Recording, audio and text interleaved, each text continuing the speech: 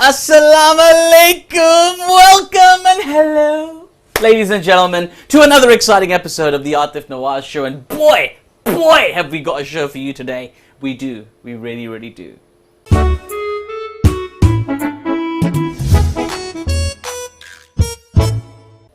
you like my set? It's nice, isn't it? My new set. It's wicked, isn't it? It's got my name on it and everything. Look, it's got my name on the wall. See? Atif Nawaz Show. It's cool, isn't it? Look, Atif Nawaz. Shit. It's awesome, isn't it? It's got my name on it. It's so cool, it's got my name on it. Now, boys and girls, ladies and gentlemen, I'm so pleased because I've been asking you for weeks now to share some jokes with me. And you've finally done this. You finally shared a joke with me. I've had several jokes actually coming this week. It was really weird. I had none for ages and then several all of a sudden. Some of them were a bit not appropriate to read out, but I've got a very nice one for you. It's the winner of this week's joke competition who will be winning some time with me. And what is a better prize than time with me after all, right? I'm going to be reading for you this joke for you right now. Here we go, ladies and gentlemen. This is a joke from Aslam in Bradford. Okay, you ready for this? I'm going to read it out for you. It's really interesting. It's really good joke, I think. Well, I haven't read it yet. My producer said it was good, so I'm just going to go with it. I hope you don't mind. Right, here we go. Okay, dear Atif. He's very polite. He starts well. I like that. Okay, there was a farmer who grew watermelons. You like watermelons? Watermelons, good.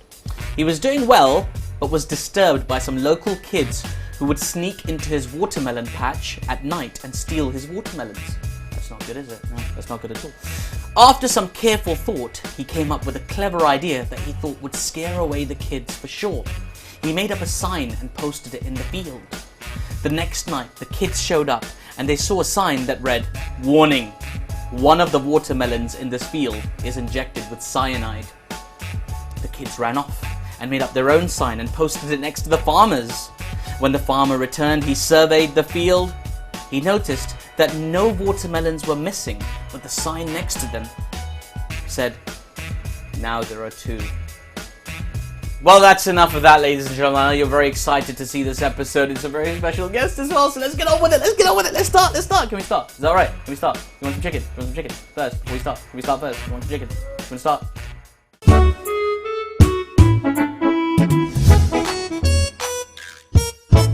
Joining me this week, ladies and gentlemen, is a very special guest, okay? It's very rare that you get the chance to interview one of your absolute heroes, and he is one of my absolute heroes in life. I've told him this many times. He's one of the funniest people I know. Ladies and gentlemen, please give it up for the head honcho of Test Match Sofa, Mr. Dan Norcross. Wow. Welcome, sir. Yeah, no pressure at all. No pressure at all. Okay, fantastic. Head honcho, is that what they call you? Yeah. Is that what it says on your business card? Our producer calls me head honcho proto-celebrity type. Oh, that's awesome. That's a great name. Yeah. This is Max we're talking about. No, Katie. Oh, Katie. Well, yeah, we've got a new producer in now. Max is one. We have many people on the sofa, as well, you know. Of course. And we've recently got this woman, she does fashion. Katie Walker. Katie Walker. Yes, of course. Lovely Katie. Yeah, she's responsible for booking guests and speaking to the media. And she always rings up and says, I really think you should speak to our head honcho proto-celebrity type, Dan. Why did you make it sound like Alan Partridge? Just out of curiosity. Well, fair enough. Well, of course, I mean, this is the thing, Test Match Sofa. So it's been evolving so much over time. It's changed so much. I remember my first stint on Test Match Sofa was like 2 and a bit years ago now. It was in my front room in Tooting, wasn't it? Absolutely. It was in your front room in Tooting. Then we moved to Camberwell. And you're one of the only people I would go to South London for, I must tell you. You were very brave. I came all the way to South London, past Lords and the Oval to do commentary on Test Match Sofa. And like, for people who don't, obviously, Test Match Sofa, can you tell us a little bit about Test Match Sofa? For people who don't know. Yeah, Test Match Sofa. I mean, you guys, you're all keen on cricket. Oh, we love cricket. So you'll get radio commentary. So think of Test Match Special or the equivalent of Test Match Special in Pakistan or India. And we do exactly the same thing, only it's completely different. So we do it all for the TV, where these other guys, they don't know they're born, you know. They like rock up to the ground and they have tea brought to them and everything's all nice and cushy. And they're watching it in real time, you know. They're watching it at the ground at 10:30 in the morning, very nice. We, on the other hand, are watching from the TV. So if that means, you remember when like we did the Ashes. We did the Ashes at 11:30 at night. We do that through till 7. We've done it from my flat in Tooting, which had terrible acoustics because we had really high ceilings. Remember, everything bounced around. Yeah, that's what you get for living in a posh house, man. Yeah, I know. It wasn't designed really for being not a for radio broadcaster. No? Probably not. I should have had a word with the designer, but Probably. unfortunately he died in 1840, so it was a problem. Made it hard to talk to him. It did a bit. So we do it for the TV. and we kind of jazz it up a little bit, slightly different from normal commentary. Not to everyone's taste, so we have jingles, we have little bits of music that accompany each player. So, you know, we have a jingle for Shahid Afridi, for example. We have a number of them, don't we? Yeah, of course, we have several. We have several. Several for Kamran Akmal. We've gone through a few for Kamran Akmal. Oh God, he's not very popular, is he? Not on the sofa.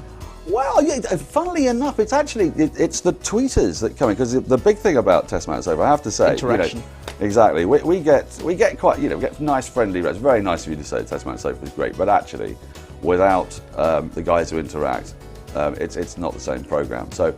We've introduced Twitter, so we have this constant conversation in real time with the people out there. And I seem to remember the most fun one was probably when India played Pakistan in the semi-final of the World Cup.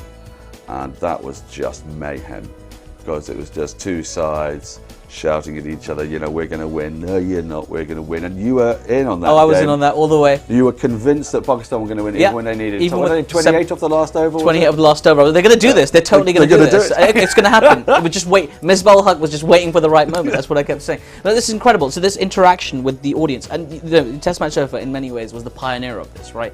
Because like now, if you watch mainstream television, every kind of television program, you watch anything from wrestling to Breaking Bad to whatever it is that people watch these days, you know, they've got their little tweet us about the show. IPL does it all the time. IPL does it all the time. Twitter counter. Absolutely. Yeah. But when Test Match Sofa did, I remember when I first got to the studio and I had to sit there on TweetDeck and follow. It was a completely new thing to me. Shocking, isn't it? It was shocking. We're actually letting people contribute to the show. Could you imagine if I let you people contribute to the content of the show? So, you know, I mean, no, you were wonderful, really. Keep watching, please. Don't click off. Don't click off. So, you know, like it's a really revolutionary thing. So, how did the idea of Test Match Sofa come to you? I mean, you were sitting in your living room one day watching cricket, thinking I could do that better than them. Well, sort of. I mean, I've done that all my life, you know, because, and I guess there's loads of you have done it too. I mean, the first time I commentated a match, I was 8 years old, in front of the mirror. And I'd just gone past Gary Sober's record of 365 runs. I was 8 years old. Oh, wow. In my imagination, as I hit the ball to the boundary at Lord's for 4. And which boundary? I think it was down to the mound stand. Oh, mound stand. And as I was commentating in my head, and I said, you know, here's a beautiful young blonde girl called Josephine, and she's come on and she's placed a garland of flowers around Daniel's neck. Who would have thought that this boy, aged 8, could tear the Australians to pieces so completely? And so, you know... Who hasn't done that before? That's the most fantastical of fantasies I've ever heard. It's unbelievable. Yeah. We're talking about fantastical fantasies here with one of my heroes, the legendary Dan Norcross. Stay tuned. We'll be right back.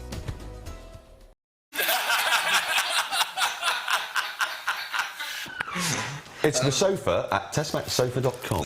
Ponting's not walking. It's a bullet of a throw, and he's gone. He's gone.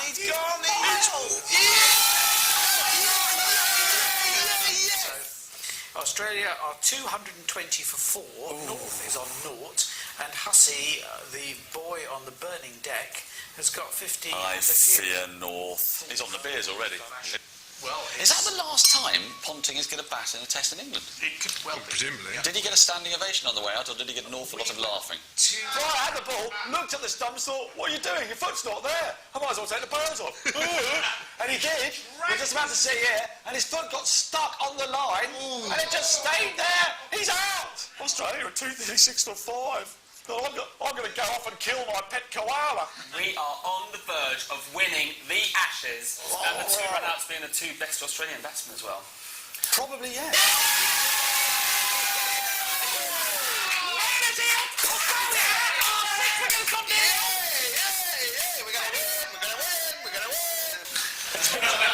It's Mitchell Johnson next, and what will his mother be saying? I wonder. Suggestions to Test Match Sofa. The sofa at testmatchsofa.com. What is Mitchell Johnson's mother doing right now? He's not the saviour of Australian cricket. He's a very naughty boy. Here comes Swan. He bowls the left-handed Hussey. There's a big appeal for LBW. Listen, he's over the wicket, he bowls, and that's it! Mitchell Johnson's dismal series has come to an end with a very flattering duck. He was lucky to get that, I have to say. And there's absolutely no bloody way he's coming back to Perth, I'll tell you that for now.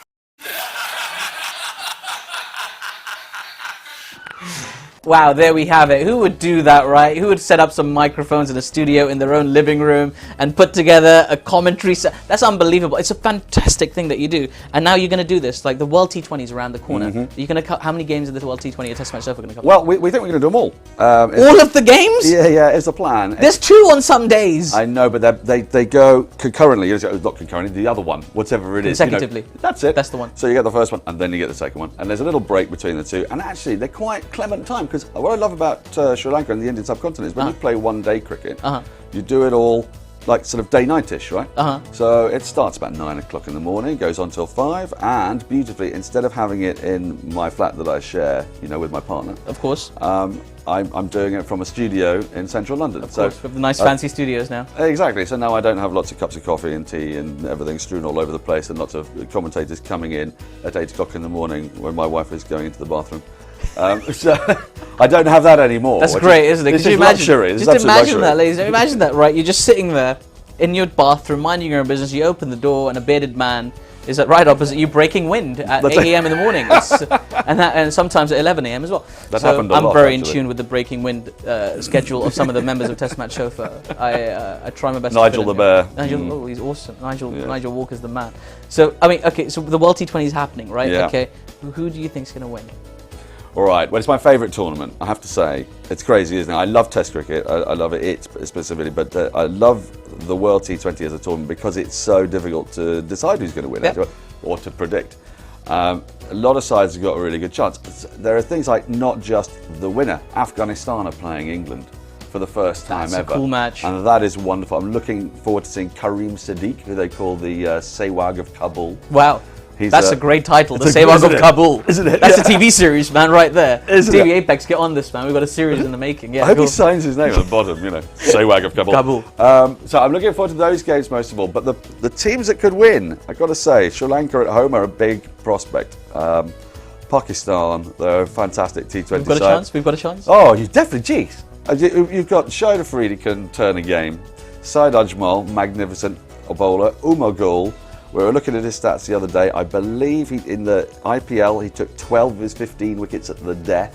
Wow. For those of you who don't know what that means, it's at the very end of the Not when you're of the about to game. be killed. No. It's a very important part of the game, though. So you've got good guys in the middle and at the end of the game. And you need to exact revenge for the. Do you remember the semi-final? I do. I vividly. I can't look Mike Hussey in the eye when he's on television. No, Even when he's that close up so is on there. cool. I don't like him. I don't like Mike Hussey. I No. never will. You've I don't taken care. against him. I don't care that he's one of the greatest cricketers of all time. I don't care that they called him Mr. Cricket. I don't care. I don't care. I don't care. You suck, Mike Hussey. Right. Sorry, just putting that out there. Do you remember you were on? I think, was that on. day, and we had a lovely guy called Emma. Yeah, who's, Emma I hope Naqvi. He's going to come back, I hope, for Yeah. the T20. And at the end, he was distraught. I mean, this is one of the wonderful things about Test Match Sofa that I can't take the credit for. It's the other commentators, the passion that they bring to the game. You listen to other commentaries, obviously, you've got journalists doing it. But we are cricket fanatics, but we're commentating the ball. So we're pretending. It's like when a kid first gets a radio cassette recorder, Yeah. and they decide they're going to, you must have done this. Oh, yeah, that You're all the going time. to sing a song or you're going to do a play or whatever it is. So we're kind of, we're doing this, so we're being all prim and proper. And then your team is winning, and Emma's looking at this, is going, yeah, we're going to beat Australia. We're going to beat Australia. And then Hussey, did he get, what was it, 20 Oh God, no, odd no. in that? I'm No, sorry to bring no, back painful no, memories no, for no, you. no, But no, I say no. I'm sorry. I'm not Yeah, well, Pakistani. But Careful, that. Do you like your curries? no, good point. Yeah. No, I am Pakistani. I'm from Tooting. Of course. So I'm at least half Pakistani. that gets you a visa straight Yeah. up. I think straight up. You And don't even have to pay the Do fee. you remember how he wept though at the end, and he was disconsolate? Yeah. It was absolutely. It was so touching and so moving. was horrible. And we went to him, put the microphone to his voice, and said, Yeah. "Emma, would you like to say?" And he went, "Oh no." So we had Poor dead air, Emma, terrible poor dead Emma. air. But going off Hello, again. Emma Naqvi, if you're watching, dude. Oh man, it was a very difficult thing. But I think we're ready for that revenge, and we're getting this series. Look out for in India, though. Look out for India because, with the IPL, they've had a couple of bad T20 tournaments because they won it, didn't they, back in 2007, which kick-started the whole T20 revolution in India. Then they had a couple of bad tournaments, but this is a perfectly timed tournament. They've had no cricket apart from the 2 Test matches against New Zealand, so they're rested. Yeah. They've got some explosive young players. Kohli in T20, Reina, they will be very, very difficult, I think. Very Most difficult. definitely. But what I love about T20 is that any side can win on its day. Look, England won it. You know, it's got to be a random England are tournament pretty if good. England won. But at T20, Come on, they've got Luke Wright opening the batting. Ooh,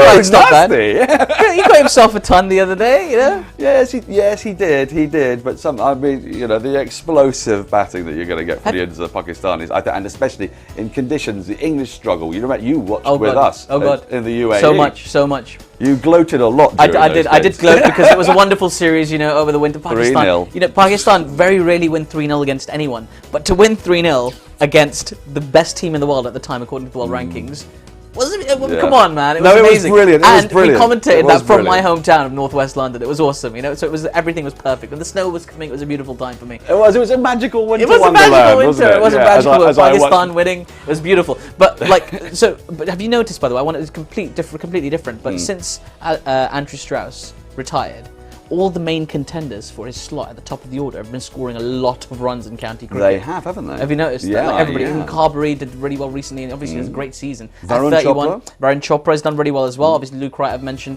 I mean, I don't know if he's got a future in Test cricket, but he's there or thereabouts, Good right? for T20, plays a lot of it, plays Big Absolutely. Bash in Australia and all Absolutely. So, who would be your pick to replace Strauss at the top of the order? that. Well, in the Test matches, I think there's a real big problem actually, because I don't think there's an obvious guy to move straight in. I wonder if they will look to convince Jonathan Trott to move up the order, because he has opened a lot. He has. The big problem with that is that if you do that, then you've made a lot of changes. And Absolutely. of course, there's the elephant in the room. I mean, he's a kind of prancing elephant who sort of preens his trunk in the mirror. I could There's an extend image this for you. metaphor forever. Yeah. If KP comes back, Uh-huh. then I think you could move Trott up the order and then bring Bairstow into the middle order, you see. The thing is, because right, don't I mean, think I there's read the comments of another cricket commentator recently, whose name escapes me, who mentioned that it should be a specialist opening batsman. I think that's probably right, but there aren't. I mean, the contenders are Joe Root from Yorkshire. There's Michael Carberry, of course, who's a stop-start career. Had that terrible injury. Yeah, he had an that was- incredible that's injury. life-threatening. Absolutely, and he came back from it and scored a triple century this season. Unbelievable. Yeah, I like He's him. Superman. I like him a lot. I really like Varun Chopra, but not a lot of people are talking about him. But, you know, there aren't a lot of ready-made replacements. The opening batting slots, most of the guys opening the batting, I mean, at Surrey, for example, they've had about 8 different pairs. Throughout the county championship, there's a lot of the overseas players are opening batsmen. You know, Phil Jakes at Yorkshire, for example. But you have a bit of a Surrey bias, come on. I have a massive You have a Surrey massive bias. Surrey bias. Is it because Yeah. I've heard they do better tea at Surrey than they do at Lord's? Yeah, for the journos, yeah. I mean, one of the great things about having done Test match sofa is that I've now got press pass. So when beautiful. I'm not watching international cricket, I'm now allowed to go, you know, into And the have the wonderful journalism, tea yeah. that they have at... And it's rubbish, of course. I don't let anyone know. I hope they're not listening. Right. But you go in there and you take a laptop, you take it out of your bag so you look all proper. You know, dust Of course, yourself of course. down, plug it in, and all I'm doing is powering it up. So I get the tea, I get a lovely soup, some really super sandwiches, I do a lovely curry and a pasta salad, and then I head over to the pavilion and watch it with my friends, and then come back 7 hours later, pick up the computer and walk out. But, yeah, That's I've been great. tweeting. I've been tweeting. Journalists So are I've been tweeting. wonderful, aren't they? Journalists have a great life. It's incredible. We're talking, of course, with Dan Norcross right now. So wait, better tea, Lords or at the Oval? Tell me straight up, tea. Tea for journalism, for journalists, better at the Oval. For the players, much better at Lords. They say Lords is the best, got the best restaurant in London for the players. You know, have you heard the story about Mike Gatting and his son? I haven't. Wonderful, Mike. I'll be very quick because I know we're tell, only- do tell, right? do tell. So Mike Gatting has come in and he's brought his son in. This is some time after he's finished playing. Angus Fraser is still playing for Middlesex, right? I've played with my Gatting son. Yeah? Yeah, so have you. Did we play that game Yes, I together? think Yeah, of course so. we did. I yeah. think so. Yeah. And he was only about 15 at the time. And for viewers who are too young to remember, Mike Gatting is a portly gentleman, let us say. He likes his food. And his story is kind of twofold, really, because at the time, Australia were the best team in the world and England were terrible. And playing for Middlesex was Justin Langer. And into this wonderful restaurant and it is a restaurant, basically, Absolutely, at Lord's, yeah. with the greatest food. Out come these racks of lamb. Oh, wow. Beautiful roasted vegetables, sauces to die for. Were they halal? Probably. I hope so. Yeah. I would imagine It's so. northwest London, yeah. Yeah, exactly. And so the English guys are all eating, the racks of lamb. And Justin Langer's got a Tupperware box full of raw vegetables, which he's eating. I wonder why they're winning. Mike Gatting has brought his son in. And the son has eaten, he's polished off this rack of lamb in about 15 minutes. He says, Dad, can I have another? And apparently the beaming grin of pride on Mike Gatting's face was, of course you can, son. Right? They finish that, and there's like 10 minutes to go until they start play again. And Angus Fraser has his second bowl of spotted dick and custard, which, for those of you who don't know, is a sponge pudding with a very rich custard over the top. Nice. So he's now had, this guy's his England bowl, he's had a rack of lamb, had spotted dick and custard times 2. He walks down, yeah, exactly. And lunch interval's not long. It's 40 minutes in total, 40 minutes but you've got to get up there, eat put your pads on and all that. Yeah, then come back down again, prepare yourself. So you've got about 30 minutes of real time to polish off this food. Comes down, and then he marks out this long run. He's bowling the first over after lunch. And he's absolutely apparently bowled at about 62 miles an hour. Gently turned his arm over for a couple of moments to get through it. And that's how I do my interviews. I just turn my questions over until it's time for fried chicken again. Yeah, Nando's. Nando's, absolutely. So here we go. We're going to turn this interview over, ladies and gentlemen. We're talking, of course, to Mr. Dan Norcross.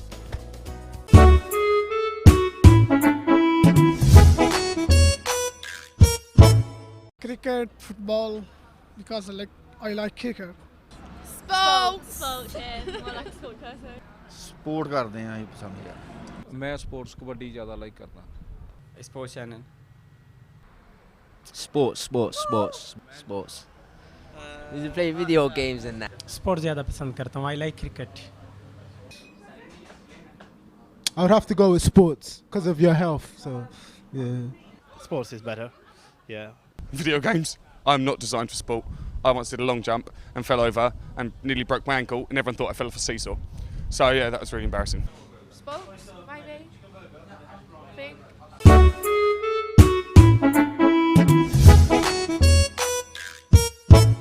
You absolute weirdos. You have the weirdest opinions, but I love you anyway. Because you're watching and you're nice. And, you like me. They like me, don't they, producer? They like me, yeah? They do. They do. That's what I like to know. That's all I like to know. I'm, of course, talking with one of my great heroes, Mr. Dan Norcross, the man who knows everything about cricket. Everything. Would you say you know almost everything there is to know about cricket? Manny, of course. Of course, Manny. I think, go to 5 sets with Manny, as Manny would say. I think Manny probably would pick me at the end of it. I mean, that guy, he's older.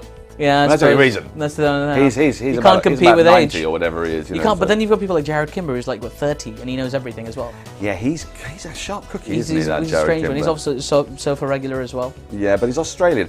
I mean, which is hard, isn't it? I mean, I find it very hard. Future guest on the show as well, so he'll get a chance to retort. Don't worry, Jared, you'll have your chance.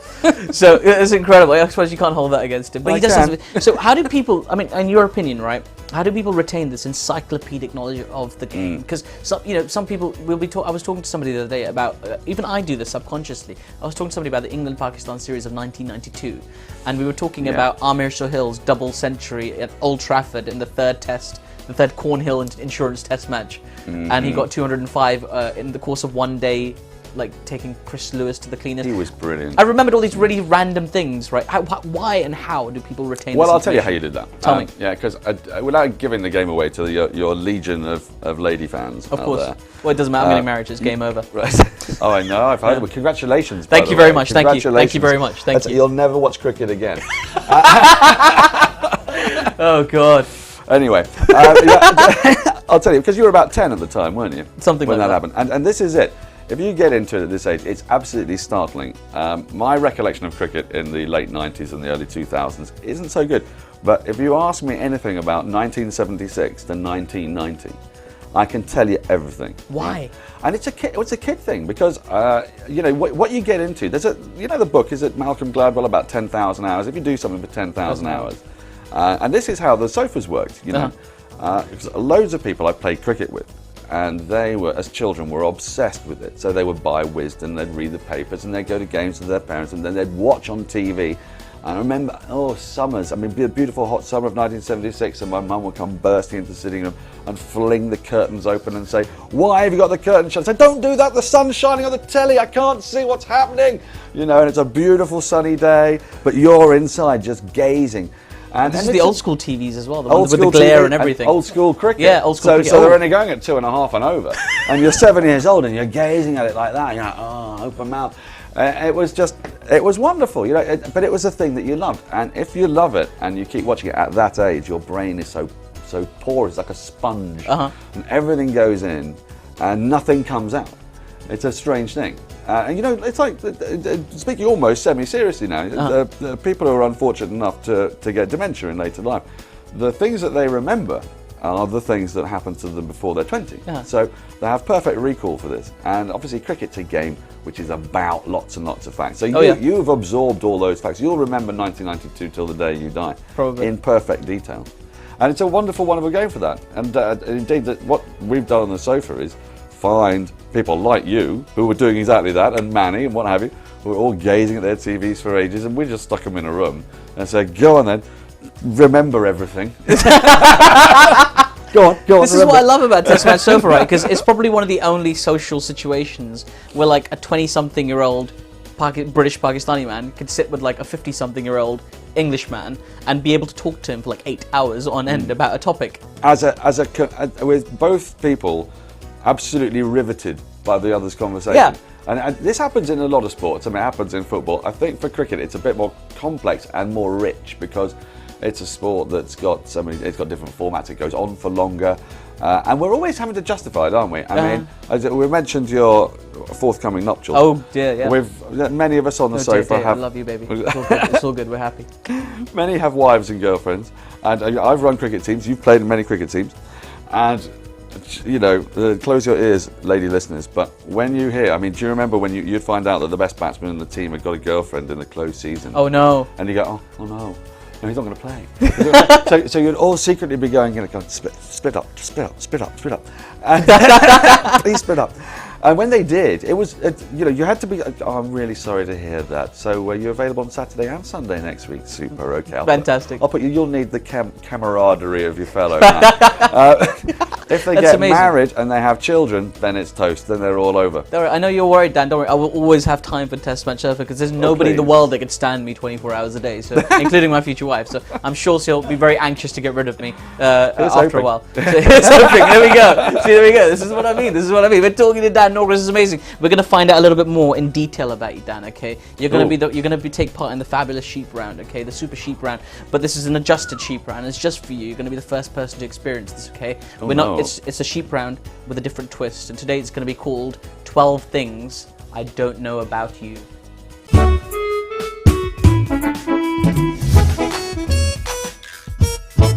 Sheep.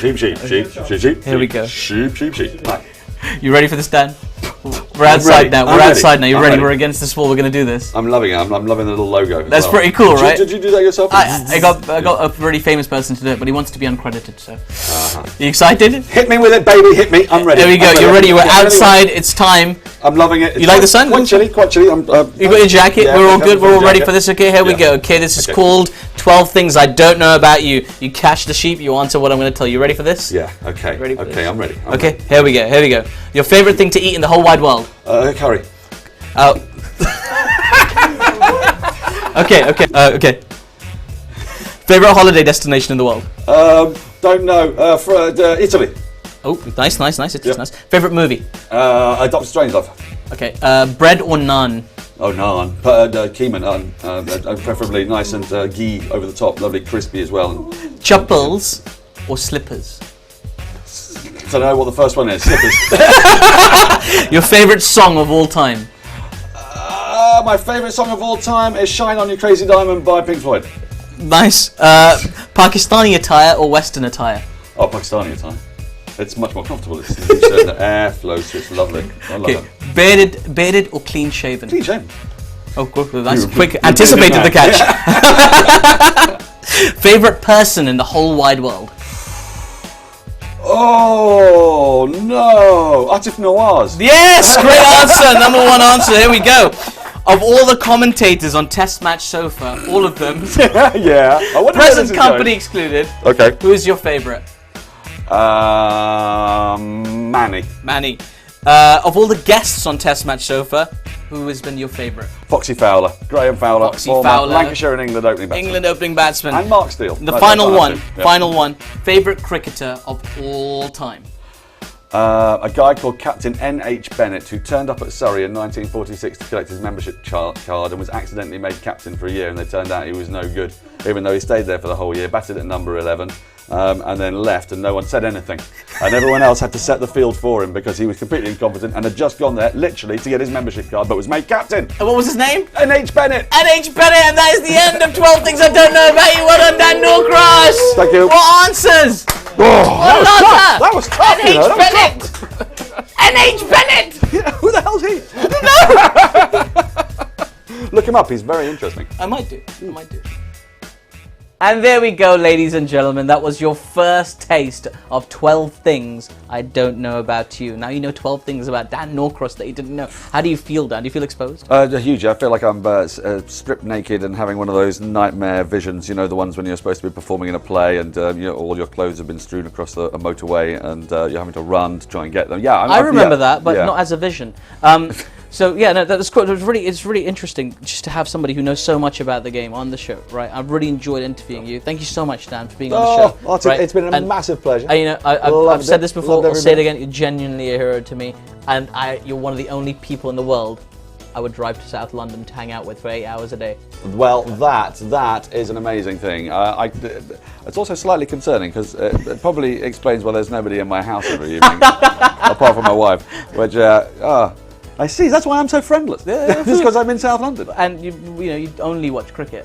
I do only watch cricket. Yeah, but that's good. It's a good thing because then you know everything about cricket, and then you can talk about it, and you can defend people like Mike Brearley. What a man he is! He's a wonderful man. Yeah, he was my hero as a child when I was growing up. So you're passing the hero torch on, like the Olympic torch of heroism. Yeah, of sorts. What an appropriate thing at this time. At this time of year, absolutely. When London is finally rid of the whole Olympic, I wasn't a fan of the whole. Were you not? Did you not? I like the Olympics. I like the Paralympics. I saw some stuff. I saw the hockey. It was very, very nice. I met the Olympians. It was really, really fantastic. But the biggest impact it had on me was traffic. So it would do. Do you think we should have done like a test match sofa for the Olympics? Might that have worked? I don't know. I think test match sofa is test match sofa. I like cricket. I mean, I enjoy the kind of odd spells when it's raining and you guys commentate on tennis. That was wonderful. I really enjoyed that. But it's test match sofa. Let's keep it test match sofa. Yeah, the 200-metre breaststroke for the double amputee sofa probably wouldn't work quite so well. Probably not. Probably not quite as well. But that's great. Well, thank you so much, Dan, for coming on the show. It was an absolute pleasure to have you. Thank you. Did you like Thank you. I loved it. I loved it. Like the studio? I loved. the setup you have it's here. Huge, It's amazing. Right? It's like it's incredible. It's like the London Palladium. It just goes on and on. I love it. I love it. They have to make this massive thing to accommodate me.